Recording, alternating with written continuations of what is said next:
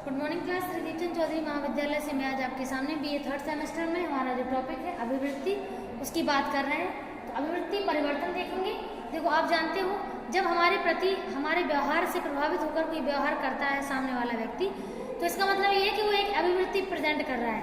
अभिवृत्ति हमारे अनुकूल भी हो सकती है और हमारी प्रतिकूल भी।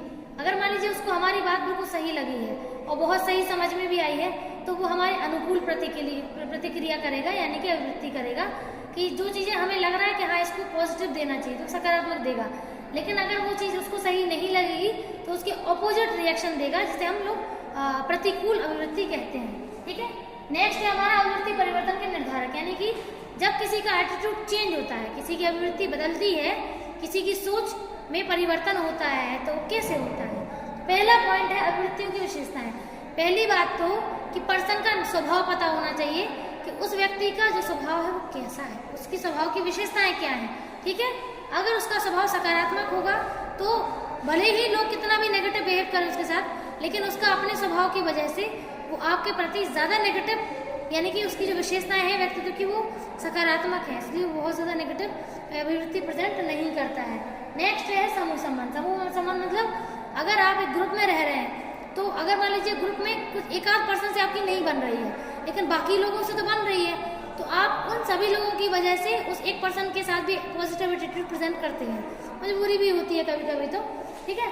तो ये भी है। तो समूह के अनुसार भी फर्क पड़ता है कि आप उसके पर्सन के प्रति कैसी अभिवृत्ति दे रहे हैं। नेक्स्ट है नव समूह संबंध। अब अगर नया कोई ग्रुप बना हुआ है, उसमें सभी लोग नए हैं, आप उनको नहीं जानते हैं, तो अब इसमें फिर आपको हर व्यक्ति को जानने में थोड़ा समय लगता है, तो उनके प्रति आपकी अभिवृत्ति बनने में भी समय लगता है। ठीक है। आप ऐसे किसी को नेगेटिव या पॉजिटिव नहीं अभिवृत्ति दे सकते हैं, थोड़ा समय दीजिए। उसके बाद जब आपको लगे कि हाँ इस पर्सन का कैसा व्यवहार है, आपके अनुसार है या आपके प्रतिकूल है, उस हिसाब से फिर आप उसको अभिवृत्ति देते हैं। नेक्स्ट है बाध्य संपर्क, यानी कभी कभी तो हम मजबूरी में भी पॉजिटिव या फिर अनुकूल देना पड़ता है एटीट्यूड, हमारा मन भी नहीं होता तो भी हमें बहुत अच्छे से उसके साथ बहुत अच्छे से अभिवृत्ति प्रेजेंट करनी होती है। ठीक है।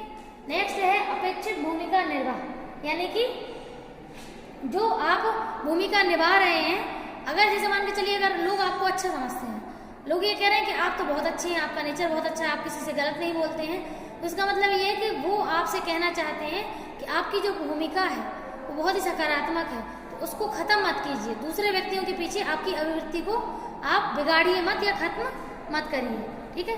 तो ये पॉइंट भी इम्पोर्टेंट है।